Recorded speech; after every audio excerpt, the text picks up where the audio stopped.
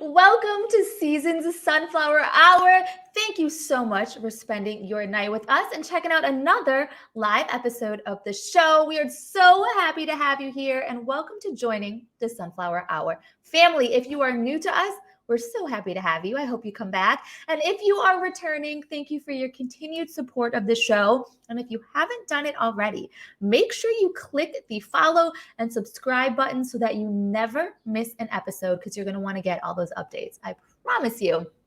Speaking of updates, we do have a few of them.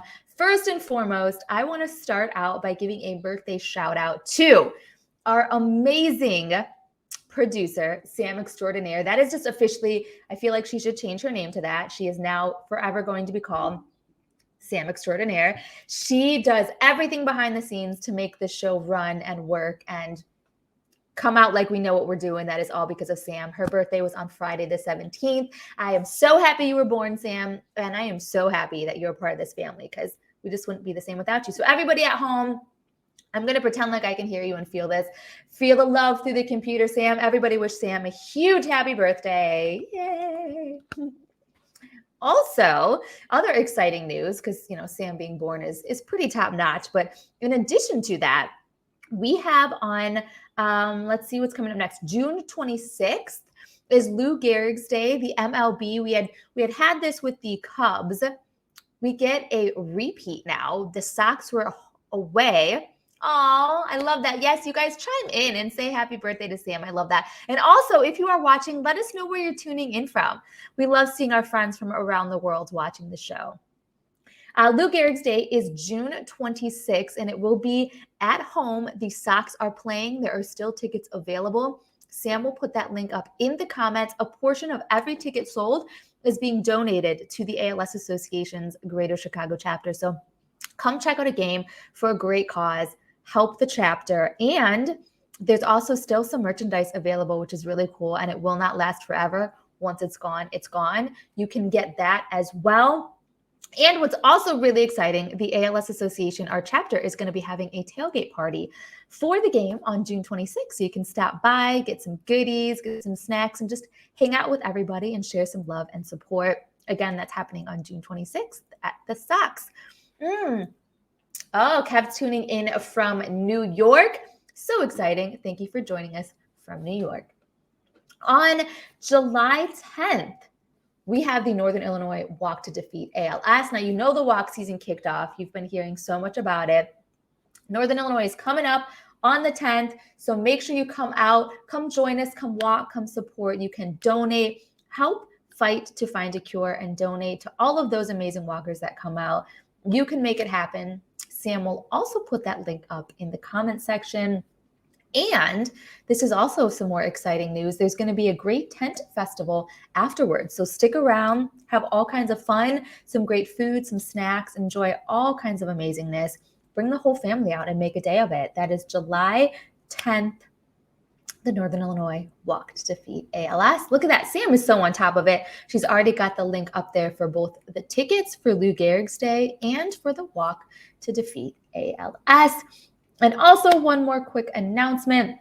We do have an advanced caregivers boot camp happening on August 6th. So if you experienced some of the boot camps in the past, this one's just a little bit more advanced. If you're a caregiver down the line through the advancements of ALS, you want to check this out. If you know anyone that's in that position, share it with them. It is free. It is virtual. You can participate from anywhere and talk about care in the final stages. And that link will be put up in the comment section too. And if we do have so much going on and I throw a lot at you, so if any point in time you have any questions, you need to know anything, you can always reach out to any of us or check the website alsachicago.org.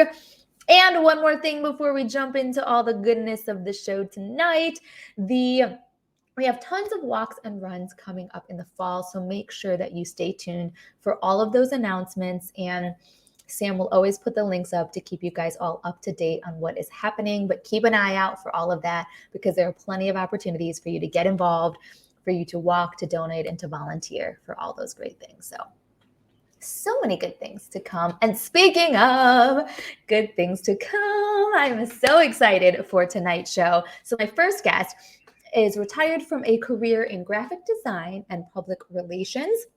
She wears so many hats and she absolutely loves all of them. She's a daughter, a wife, a mother, and a grandmother, and an ALS advocate. Michelle has a very unique perspective on life surrounded by ALS. She's had over 75 family members who have passed or are currently battling ALS. You heard me correctly, over 75 family members. That list of relatives that she has lost to this disease feels completely endless, and it even includes her mother. Now, Michelle and her brother are currently battling ALS. So Michelle continues to advocate and fight for the generations of her family that have gone and for those that are continuing to follow. Here to share her story on life surrounded by ALS, please welcome Michelle Francis Bell. Hi. Hi, Michelle. Hi, how are you doing?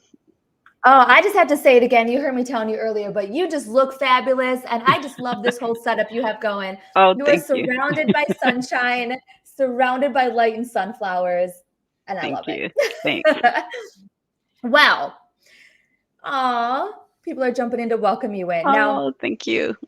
of the many things that we have to talk about tonight, I'm sure that the first thing on absolutely everybody's mind, and they should be screaming out loud at the screen, because I have to say, we talked last week, Yeah. and I am still I've yet to sort of pick my jaw up off the ground at this.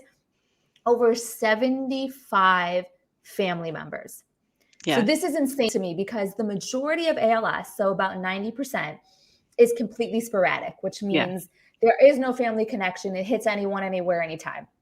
It Yes. is very rare to have familial ALS, and it is even more rare, I think, to have the extent that your family does with over 75 members. So, what in the world? I don't even know how you put this into words, but what is it like to grow up in a family surrounded by ALS?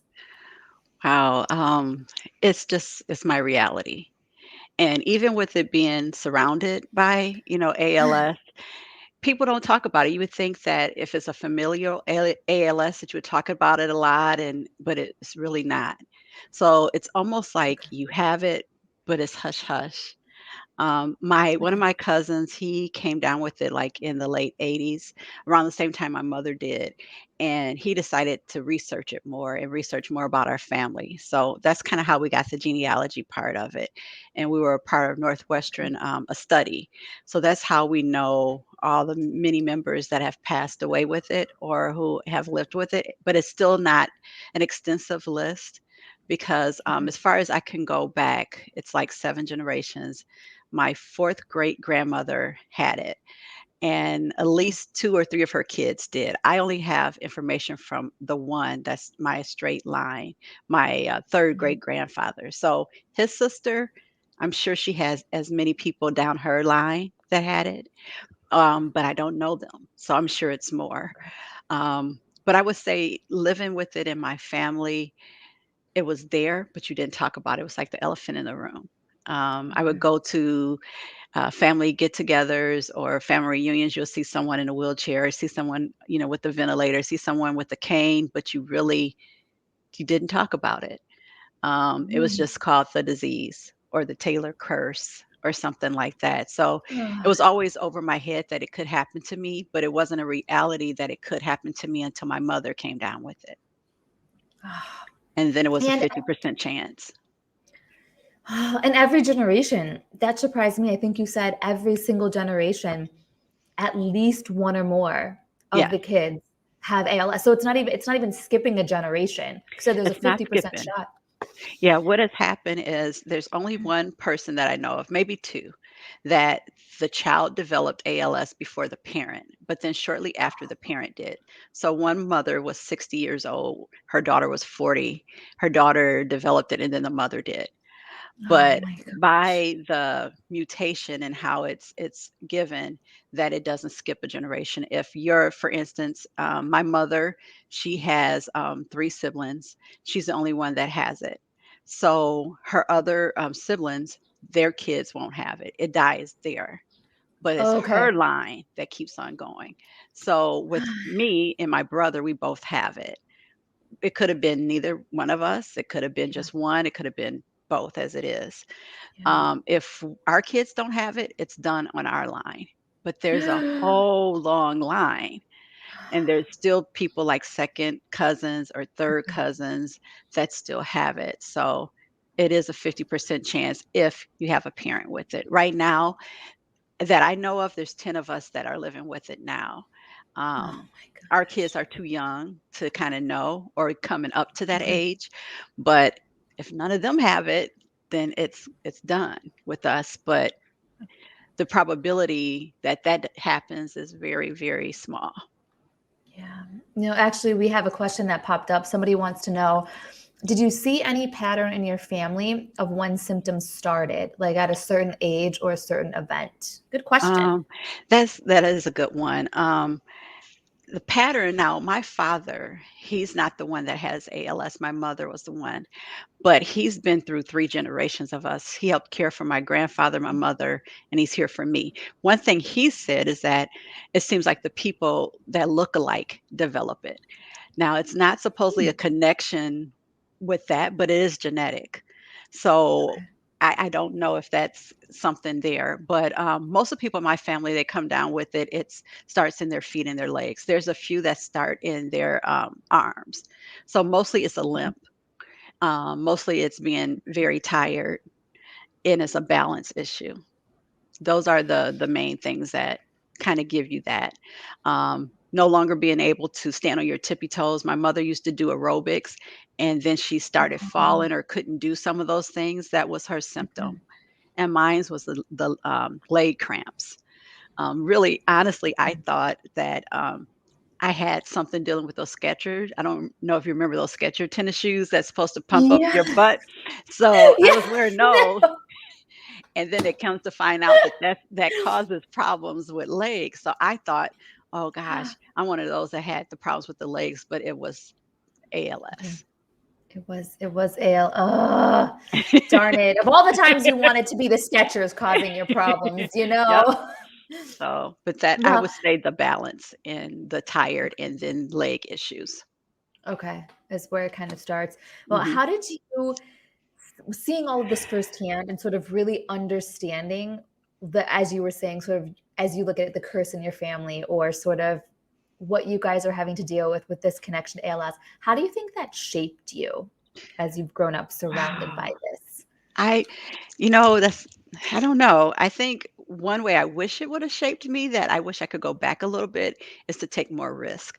My brother, he took more risk as he was younger. Like he did rock climbing, he did all of these things because for him, that could be a possibility in his mind. He said he was going to do the things he wanted to do. I was kind of in denial. In our family, it usually develops in your early 30s. Mine developed when I was 48. So I thought I got over that hump. And so I didn't do a lot of the things that I wish I should have done. But it shapes you because it just lets you know that there's a lot of things you just can't control. No matter what you do, it just gave me that feeling that if it's going to happen, it's going to happen, and I don't have control of it. And the sad thing is, there's no cure for it. So if it happens, Yeah. it's something I'm going to have to learn how to deal with and cope with Mm. and live with. Well, you kind of mentioned age-wise, because actually Kevin chimed in wanting to know if there was sort of an age when you can feel the relief. And when we had talked on the phone, I Yeah. found that really interesting. And you just sort of said it now. You felt like it's not me, that I made Yeah. it, and that most people in your family, it happened to maybe in the 30s, and you got to Hmm. your 40s, and I feel you had that sigh of relief, like, haha, I made it Yeah. through. I'm not going to get it. And then I did. unfortunately, you did 2019. Hmm. So how did that maybe your brother was already kind of living life and like jumping at everything. Hmm. You were maybe not quite there yet. Now you know for sure you have Hmm. this. How did that shift your life perspectives? Oh, it shifted a lot. One is you feel guilt sometime too. And the way I say I felt guilt because I thought I was past that. So I got married in 2017. So shortly after being married, I come down with the diagnosis and my husband knew all about this in my family, but I felt like I was past that point. So I kind of felt that guilt. I also felt like I have to choose joy. I talked to one of my aunts, and we were talking about what we're going to do this year, and mine was I have to choose joy because that's one of the things I can control in this that other things I can't.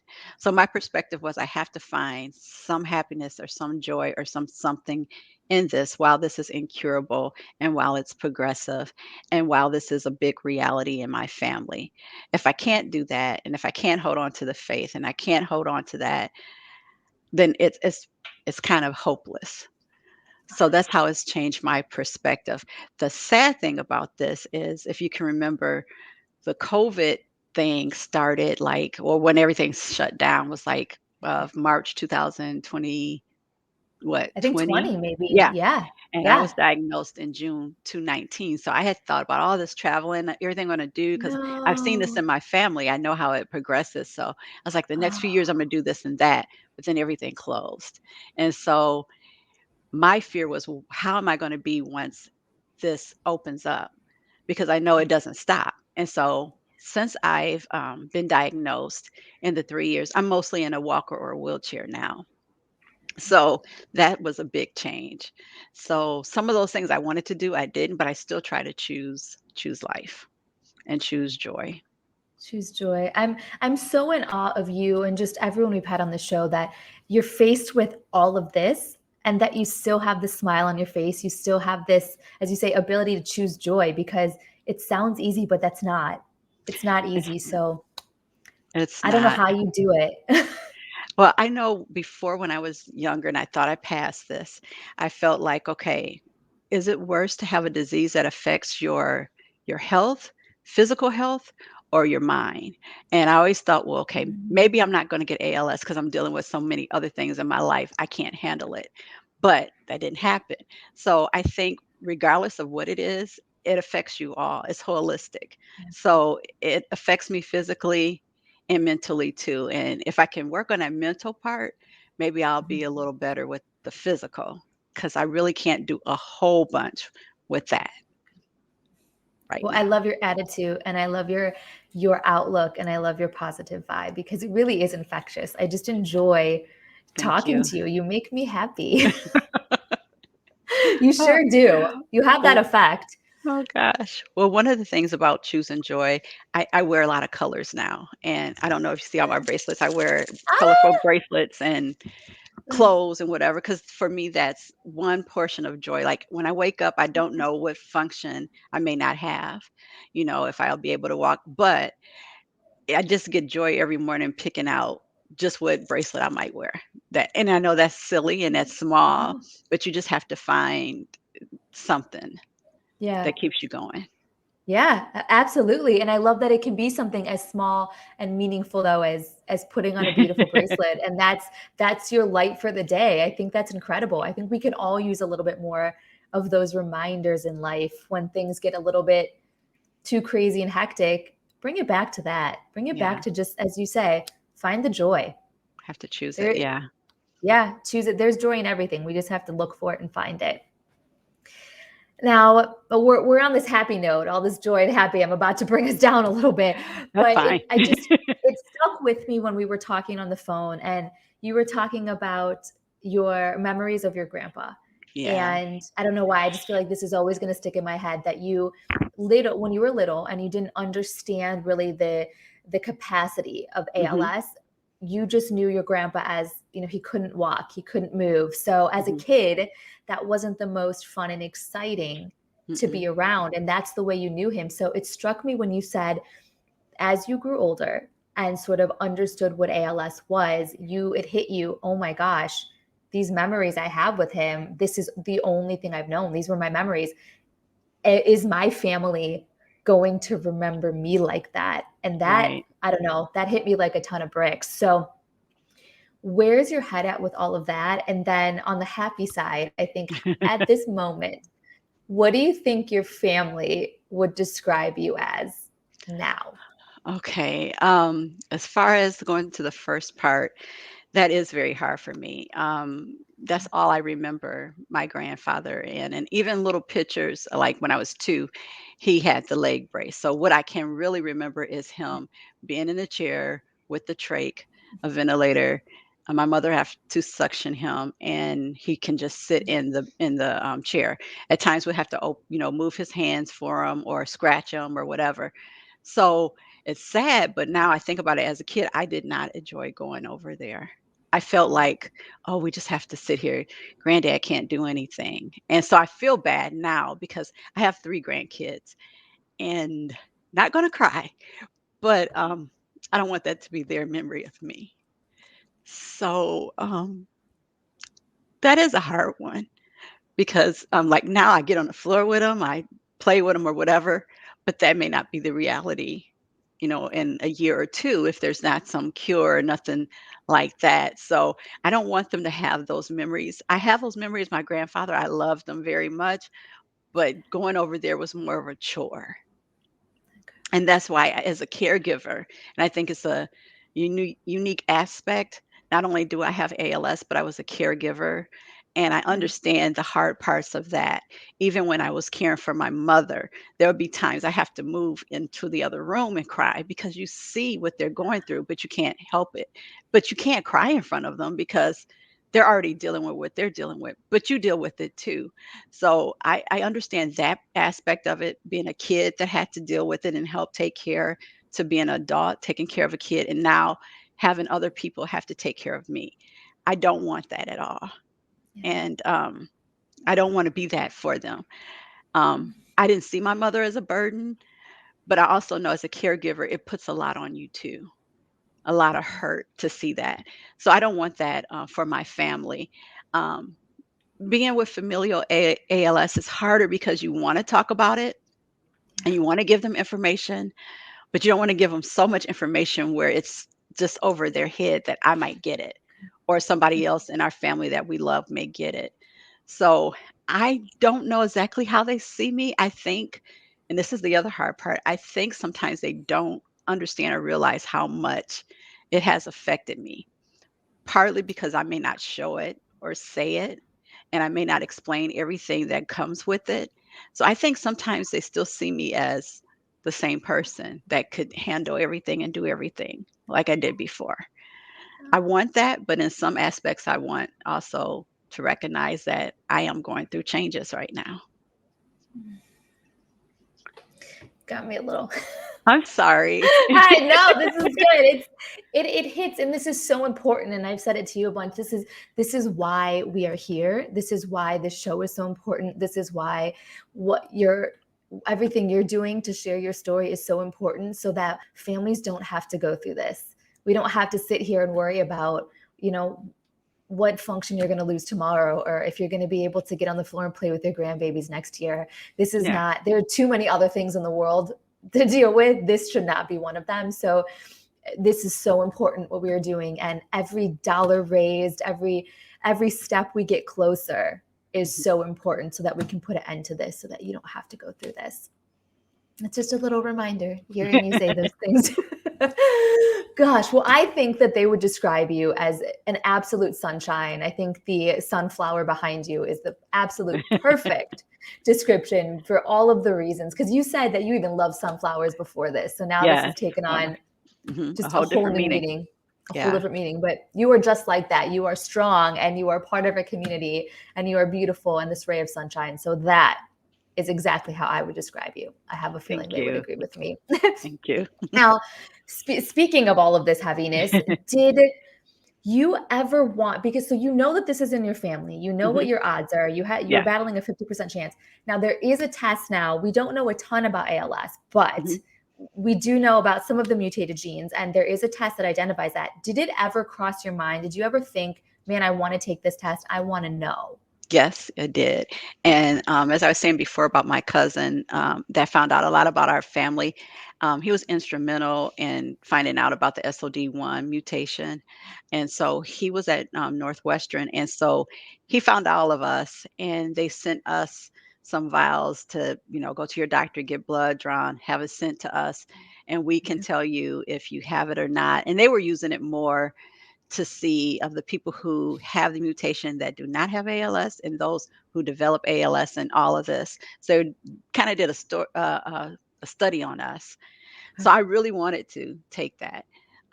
But my mother was still alive, and my mother told me and my brother not to do it because she didn't want to know if she gave it to us.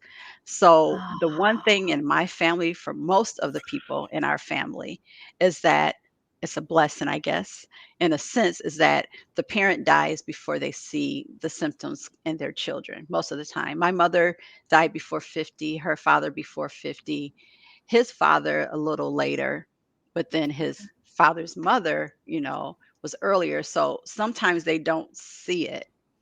And so my mother didn't want to know if she passed it to us. So after that, I just didn't do it. And I just kept on living like, well, I'm not going to have it, or it's not going to happen, or nothing has showed up. Um, I I don't know if I wish I would have done it or not. My kids have the option to, and I've told them either way that they want to go, they can go. I can see plus and minuses with that, especially if you're planning for a family. It may be good before you have kids or something like Mhm. that. But if you have the mutation, mind over matter sometimes, even though you have it, you don't necessarily have to come down with it because there's Yeah, other triggers they don't know about and why people do it, but you have a very high risk.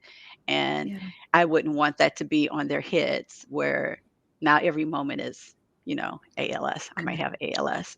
Yeah. But a part of me kind of wish I did. And I would just say this plugger for anyone that has ALS in their family. If you do get the test, please get life insurance first, or up your life insurance, or Uh, renew it higher. I have term, and it's not okay. over, but when it is over, I won't be able to get anymore. So if I outlive my term, that's just Oh, it. So, and that's one of the questions they ask: have you had a test for this, or have you seen a doctor for something other than a cold in the last 2 years? Well, if you take a genetic test, yeah, you have, and then they're going to ask for what, and then you have to tell them, and then you're not going to be able to get it, okay. or at least at a lower premium. So, um, if you do get the test, or I would say get some of your things in order just in case, because it's going to be harder afterwards, even if you don't come Mm. down with it. Yeah. Oh, that's such a huge decision.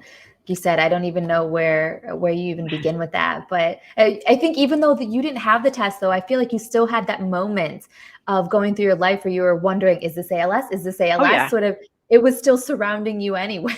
yeah. I have an aunt that she's not in the bloodline of it, where her father wasn't the one that had ALS, but she had like cramps in her hands at one time and thought she had it. It's just so much, even though you might not. It's just everything you're thinking, okay, is this it? Is this it? Yeah. And then you feel that guilt because not only are you happy you don't have it, but you feel sad that someone else does. Why didn't it happen to me? Or why did it Okay. happen to that person? So when it's familial, it has a lot of different dynamics to it. Yeah. What has helped you with, because this is a lot. We've just unpacked a lot of these things, all these feelings and all the things that you're dealing with, and it's just so much. How do you help sort through all of that and sort of, I guess, at the base level, just keep your sanity and keep going through all of Oh, this? gosh, one is definitely my faith. So I have to believe that there's a reason for this. I don't know it. I don't see it. I don't understand why. But since I'm going through it, I'm going to have to figure out a way to live with it. Um, Not, as some people say, not die with it or die from it, but live with it, because that's what I have to do. I'm not afraid of death. And I think most people probably, I don't know if most people are or not. My thing is more of living and losing the functionality that I saw. And depending on if you try to do the vent, or depending on what you decide to do, it can be a very painful, disease where you lose a lot. So I think my faith has kept me. It gives me strength. It helps me know, like, grace is sufficient. Anything I could go through, I can make it. Not saying it's not going to hurt, because it hurts every day. And so I have to, I don't want to be like, oh, I'm this super. No, I'm not. It hurts, but that helps me. Routine helps me kind of having a purpose. I just got on disability in March, just decided now it's time. I just need to stop working. Can't really do my job like I used to.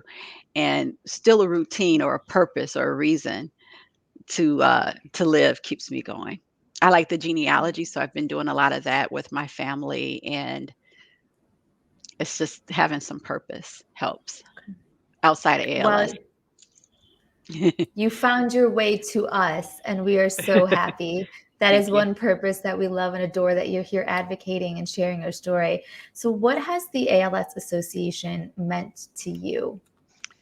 Everything. I've been connected with them and I think almost every level. When I got my diagnosis, I reconnect with one of my cousin, extended cousin that also has ALS, and we live in the same city. And so he told me about Peggy, that was the care service person that he works with.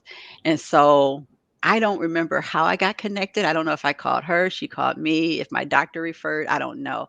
But it had to be earlier on because the walk was in September. I was diagnosed in June. So I did a walk the first year. So the things I have been a part of is definitely the walks. This year would be my fourth one. Um, the care service, even through COVID, which was very challenging, I couldn't have a home visit. So I would, my husband would hold the laptop and walk around the house, or we'd talk, to see Oh, stuff, or I did. Um, I've also done the lending, I guess, closet. They've helped me with the walker, with bars for the toilet and stuff like that. I'm a part of two support groups, the familial ALS and then the regular ALS one for Northern Illinois. And I'm going to be doing advocacy tomorrow. And I don't know if I missed anything else, but I've been connected on many different levels. I was in the newsletter before, and it's just been a part of helping me. yeah, it's just well, and you brought up the support groups, because I think it's really beautiful that this service is offered. So, what would you say is the best part of support group? And thank you, Lamar. I just saw my brother. Oh, yes, let's give a shout out to him too. Yeah. Amazing. You Um, said you're not a superhero. I think no, you he is a absolutely are. So you both. So superhero and superhero brother, thank you for tuning superhero. in. We're sending you lots of love. I think the support groups, what I like most about the support groups is that you can talk about it. And like I said, with familial ALS, even in your family, you think you would talk about it and you don't.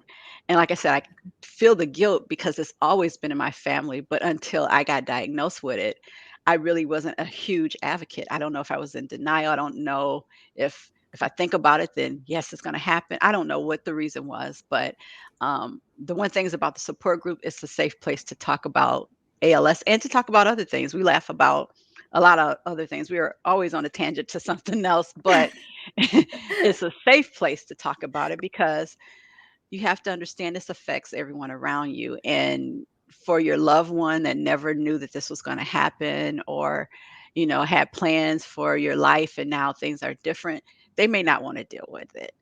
So Yeah. this is a place, where you can feel free and you can Oh, and talk about it. So that's what I like more about the support groups.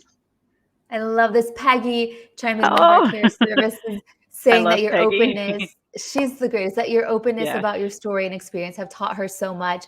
Peggy, thank I second you. that notion. And I will have to say, another one of the things I admire a ton about you is that openness. Because when we talked on the phone, I think I was, as I said, still so shocked about the extent of ALS in your family. I was hitting you with so many questions on the phone. I mean, I was getting personal. Why no? How did you Oh, decide? Did you want to have kids? Did you not? Why did you make? I mean, I was hitting you with everything, and you just had this. You said right off the bat, nothing's off limits. I will nothing. talk about anything, and I think this is hard. This is hard stuff to talk about, and to put your personal life and your family life out in the open when it's such a difficult topic. I just applaud you again, because you're so open and you just want to help. You want to raise awareness, you want to advocate, and you want to share your story so it can help other people. And I think that's absolutely incredible. Thank you. Thank you. Yeah, you're a rock star. People, I don't know if you've been seeing these comments, but people have been chiming in about what a great interview it is, that you're Oh, such a strong lady, that you are so beautiful, and how beautiful you are in the inside and out, and what an amazing woman. I mean, the comments are just going crazy for you. So I oh, love thank that you. they're all seeing that too. Thanks. Now, you brought up yourself the fact that you are this is about to be your fourth walk, and I Mhm. know that you are walking with our team this year, with the chapter Yes. team, but I would not be able to continue on if we didn't talk about this because I am absolutely in love with the name of your Oh, team. So for the previous 3 years, you did walk with your team called Getting on My Nerves. yes. So let's talk about your walk experiences. Oh, that is the first year. Oh, here we go. That is There the is some first year. walk. Yes, that was my team, and I'm up there right in the top, I guess, right-hand corner with the purple little thing on and glasses. I love it. But as my team, my kids are there, my grandkids, my brother, he's in the chair right there, and his family. This first year, it was amazing. The first year I could walk. My brother gave me a cane to help me around it a little bit, but I was walking. It was a storm that day. I mean, our tent kind of flew across the thing. We had two people holding it on different ends, but it was amazing. It was right before COVID, so we were able to get together with other teams. Um, but the next year we had to do it separately. So the next year we did a walk at a park not far from my home, and then we did the picnic part at my home. We played bingo. We had games. The last person probably left around 1:30 that morning or the Ooh. next day. So it ended up being a party. It ended up being a party, not ALS, but it was a party. Um, Oh. and I think it was kind of because of COVID too. And that was the first time people really were able to get around each other. And the next year we had the picnic part and the walk at the same place. But last year I was in a portable, or not a portable, but electrical wheelchair. And so every year I love the walk. It's good, but the sad thing about it is every year I can see my progression. And so the first year I was actually able to do everything myself. The last year my aunt really helped a lot with putting the food together and doing all that, and people had to help set up. So I decided Okay. this year, with everything just going on in our personal family and stuff, and I was just gonna, and because I would have to have a lot of help, I was just going to walk with the team. So I still want to Okay. participate, but I have to realize that my participation is a little different. I mean, we even had fun. We had like a family feud ALS.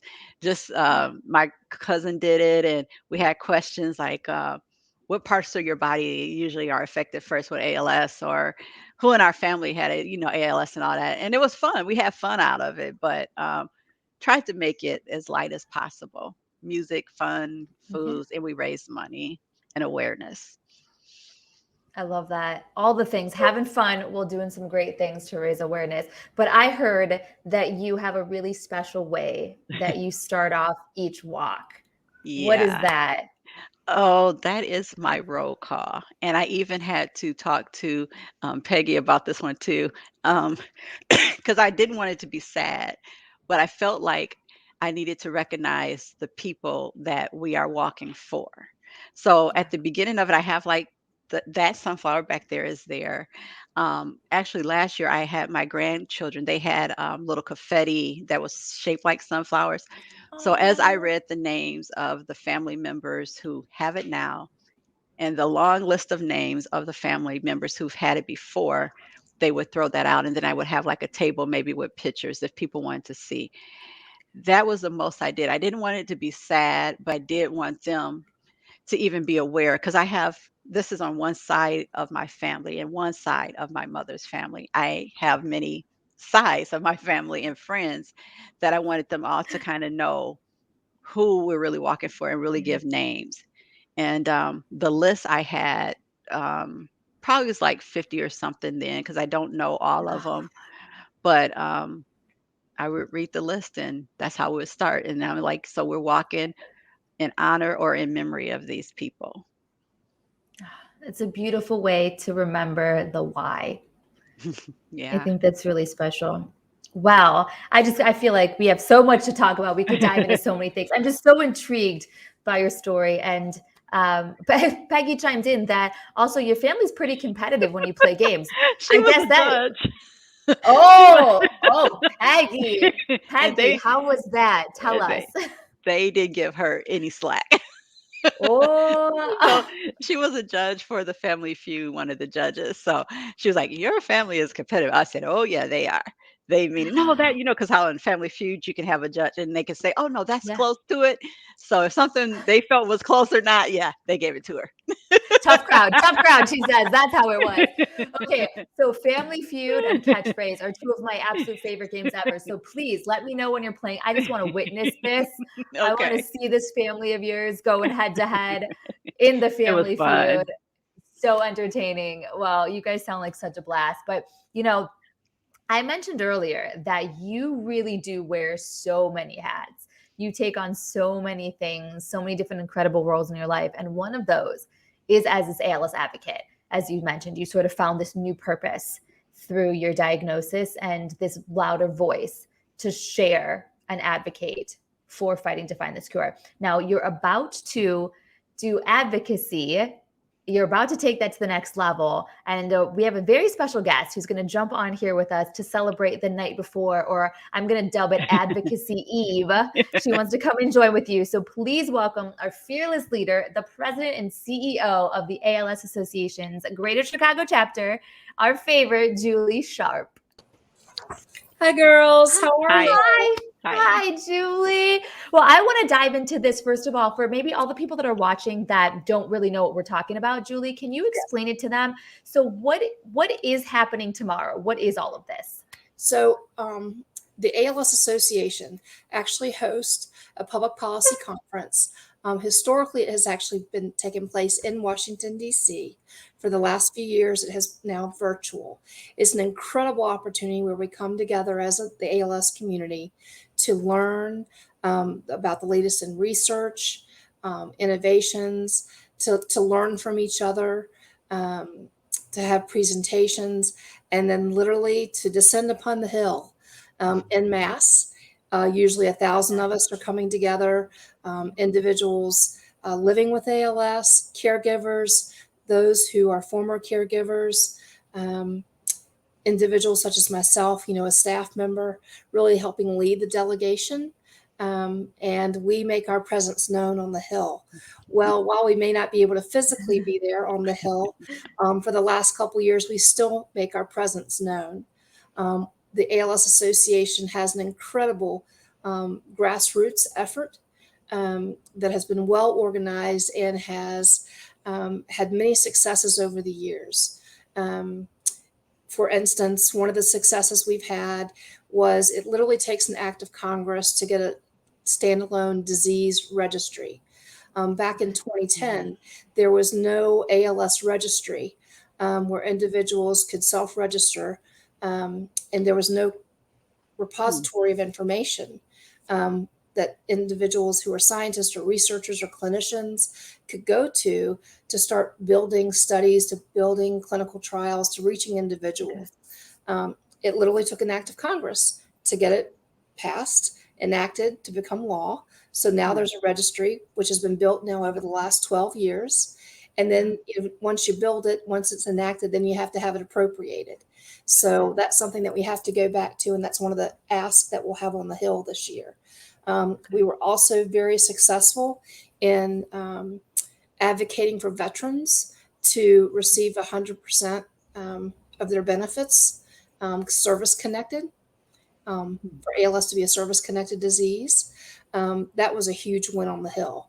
We've had so many wins over the last 18, 19 years that I've been up there. And it's because of the work that we do day in, day out, but it's really, I want to attribute it to individuals such as Michelle and others that walk alongside of us, that go and they tell their stories. And it really resonates with those members of Congress. And it's because it's why we're doing what we're doing tomorrow. excited and looking forward to taking the priorities that we have. Very specific asks. They're very targeted. We speak as individuals, but as a collective.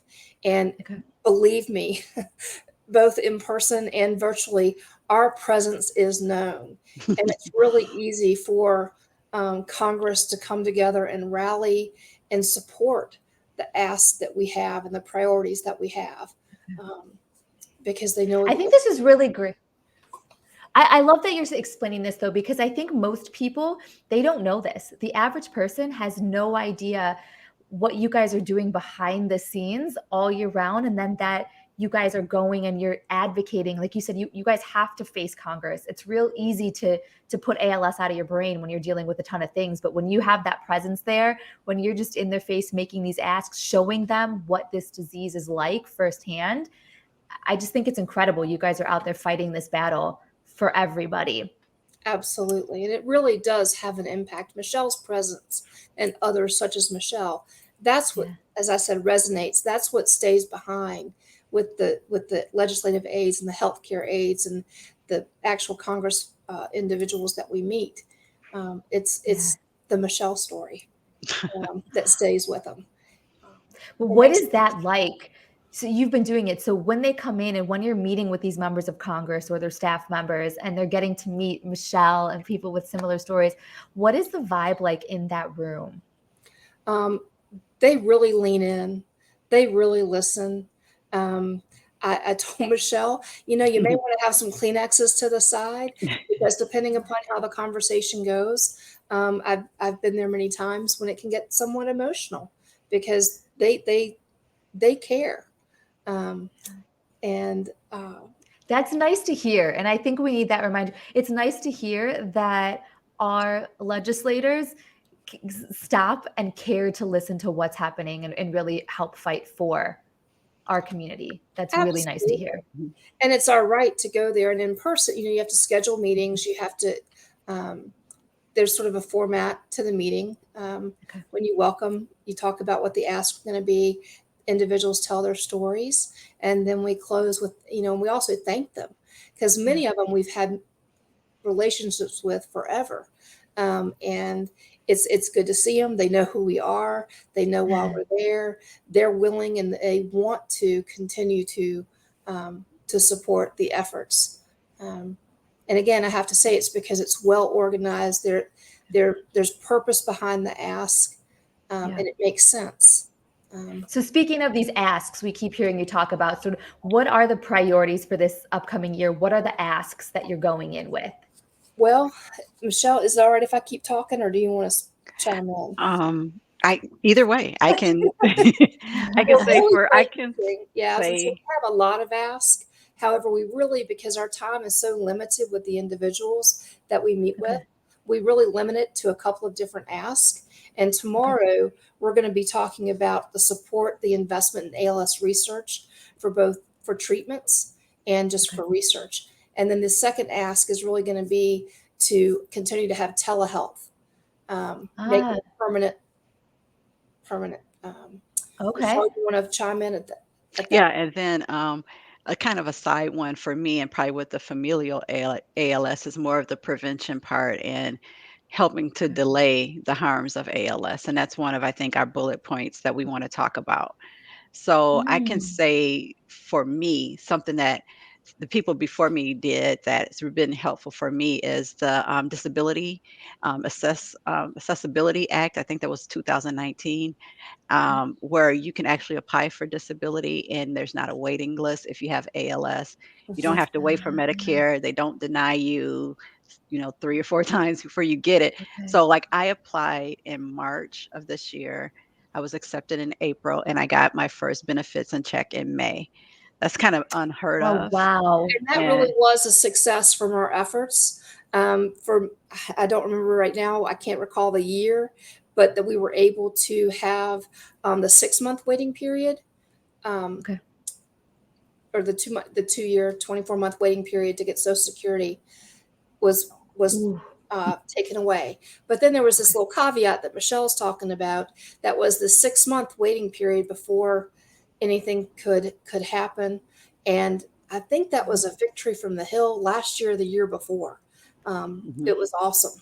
It was awesome. That's huge, because I don't That's think very people huge. understand or grasp the concept of, like, most of these services take a long time, but when you have ALS, you don't have that time. You don't have 24 months. You don't have 6 months to wait around. There's that sense of urgency, and Yeah. as most of you know or may know, it takes a while to get diagnosed with ALS because it's a Yeah. teasing out process.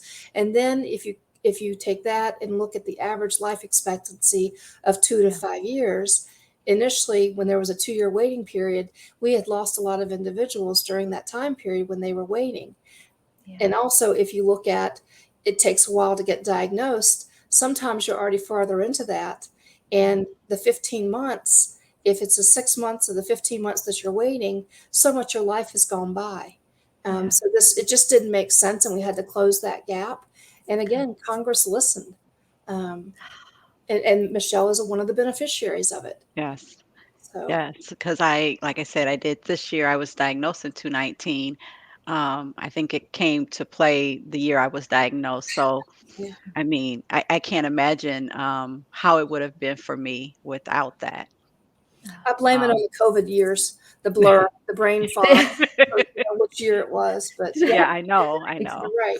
You're right. Well, it is beautiful, like you said, Julie, to see you guys work so hard, to see your efforts rewarded, and then to actually get to see how that impacts somebody like you, Michelle, that's living with it. This is all a direct result of everything that sort of storm in the hill, everything that's happening there. There she goes. Oh yeah. Oh, Oh, wow. Peggy, Last Peggy, year. you, back me, girl. I appreciate it. thanks for keeping us honest, keeping us on track. And by the way, again, people were chiming in saying hello to you, Julie, welcoming you, and Thank you. Hi, just guys. talking about how important the advocacy on the Hill is and all of that good stuff. And while we're on this topic, Michelle, I do want to know, because this is your first year. So Yes. tomorrow will be the first time that you are doing this. You're going to be advocating for ALS. What are you most looking forward to? Ooh, I don't know if looking forward would be the word, but I guess the one thing is, I guess making an impact. When things happen and it's distant, I mean, your heart feels it, but when it's close to you or in your face, it affects you more. So I hope that I'm like in their face to a point where now it's not just a name. And when they want to sign a bill or not sign it, they'll think about, my story. Because like for my family, I think it's 1 out of 400 chance most people could get ALS in their whole lifetime. But that's not like an odd for me. That's not a reality for my family. For the ones, it's a reality. So making it livable, which is one of the goals, Mm. is very, dear to me. And so I just want them to know that this, for some, it may or may not happen, but for my family and other people with familial ALS, it will happen. So now that it will happen, what can we do to at least cure it or make it livable? Because it's my reality. Yeah. And that's Julie, one what of the about? we'll be Oh, go ahead. taking to the Hill tomorrow is the Act for ALS. That was a very important win last year, and it was to provide the ask tomorrow is to provide the full funding of $100 million, 75 million of which will fund the research at the NIH, and the other 25 million will provide for research at the FDA. Again, how things work in concert, and it's really great because you have different types of research that are taking place at different agencies, and you want to make sure it's not duplicated. And then at the NIH, there's 135 million ask for ALS research at the Institutes of NIH is the National Institutes of Health. We had lots of acronyms in it. Yeah. And then at the Department of Defense, the DoD, there's actually a research program that's housed within the DoD that's referred to as ALSRP. And the reason it's inside the DoD, the Department of Defense, is again that veteran connection. And we've seen the increase in funding of research go from 20 million a couple of years ago to 40 million last year. And this year we're asking for 60 million. Wow. To fund that program. And then lastly, the CDC for $10 million. That's Center for Disease Control. And they're the ones that house the ALS registry and a biorepository. So we have to continue to fund that and build upon the success that we've had. Oof. Well, I don't know who can say no to you ladies. So I think that it should just be yes across the board when you guys come in with those smiling faces and the whole ALS family stampede. That's right. The That's answer exactly should be what we yes. do. That's exactly what we do. And we do it with a lot of respect because they're there to help us. You know, they really do want to help us make things happen for the individuals living with ALS. Several members of Congress have personal connections to individuals living with ALS, and I think that also helps garner support. Yeah. Well, then what is your what are you looking forward to most, Julie? Because you've been doing this for so many years now, over and over. You're a veteran with this, but what still gets you excited about going I'm to advocacy? excited for Michelle and the other gentleman that's going to be joining us on the Hill tomorrow to have the opportunity to tell their story and share their story and make their mark upon the world. They're advocating for themselves, but they're also advocating on behalf of all the other folks that are living out there with ALS and those to come. Really paying it forward. So, and every year, the individuals that I have the privilege of going alongside of, there's just something special about each one. It's just every day is something to look forward to, and what it's going to be like for the three of us up there tomorrow. You know. I can't wait. We know we're going to have you guys come back to give us an update because we're all, now that all of us are invested now and we know what the asks are, we know what the vibe is going to be, we're going to have to hear what results come out of this. But to be a fly on that wall, that's all I have to say, to be able to just witness. I think this is great, Julie, what you can imagine to get to witness this, to just see those individuals get to share their story and see the reaction in the room and how that leads to continuing to move funding forward for all of these amazing programs. Absolutely. Oh, I love you guys are being you're so interactive tonight, and I love seeing this. Peggy, you're right. Thank you everyone for your advocacy. Thank you, Michelle, Kathy, Pat. Oh, my grandma's chiming in saying thank you for. I think she meant that you're teaching her so much about ALS, so she's so excited. And everybody, think, any final questions you have for them, throw them in now before we say goodbye to the ladies. If there's anything you want to know about advocacy or Michelle's story, make sure you put that in the comments now. Well, ladies, I am so excited. Like, so we're dubbing this Advocacy Eve tonight. I love it. This is a very exciting moment. So I don't want to keep you guys too late because we know you have to get your sleep. You have to get prepared. You have a very big day coming tomorrow. But is there anything that you want to share with our Sunflower Hour family before we see you girls off? You're welcome to follow us, follow the fun tomorrow. I think I don't have the right handles. I'm learning. Sam is going to be posting and sharing things on social media, both our Facebook page and our Instagram page tomorrow, maybe even Twitter. I don't know. Go find the handles, or maybe she can pop them up there for you. But you can follow us tomorrow as we engage on the Hill. I love that. I'm glad you said that because I wouldn't have even thought of that, you guys. Yeah, so everything on social media for you guys is ALSA Chicago. So make sure you check that out on Instagram and find them on Facebook for all the updates. You can be right there with Julie and Michelle and this other incredible individual as they, I like to say storm the hill because it just sounds so powerful, as they storm the hill for ALS awareness. Thank you for having us, Susan. Thank you. Yeah, thank you for having me. Absolutely. Thank you, ladies, for everything you're doing, and good luck tomorrow. I can't wait to hear how this plays out, but sending you so many happy wishes and vibes for tomorrow. Thank you. Thank you. Bye, girls. Bye-bye. Okay, I hope that left all of you feeling as happy and as excited as I am. And it's so great to really get to dive in and learn about what advocacy is, because it's doing so many incredible things. So let's everybody send some good vibes their way. Wish these ladies great luck tomorrow. And in the words of Michelle, let's choose joy. Every day, let's just choose joy, no matter what's coming our way, and let's spread that to all those around us. So thank you for tuning in to our Sunflower Hour Live. Make sure you catch our next episode next month. We are live the first and third Tuesday of every month. Make sure you follow us on all social medias, ALSA Chicago, and make sure you subscribe to the Twitch channel so you miss none of these shows and always get the notifications. Now, we will see you guys next time, but until then, as always, be bright and shine your light.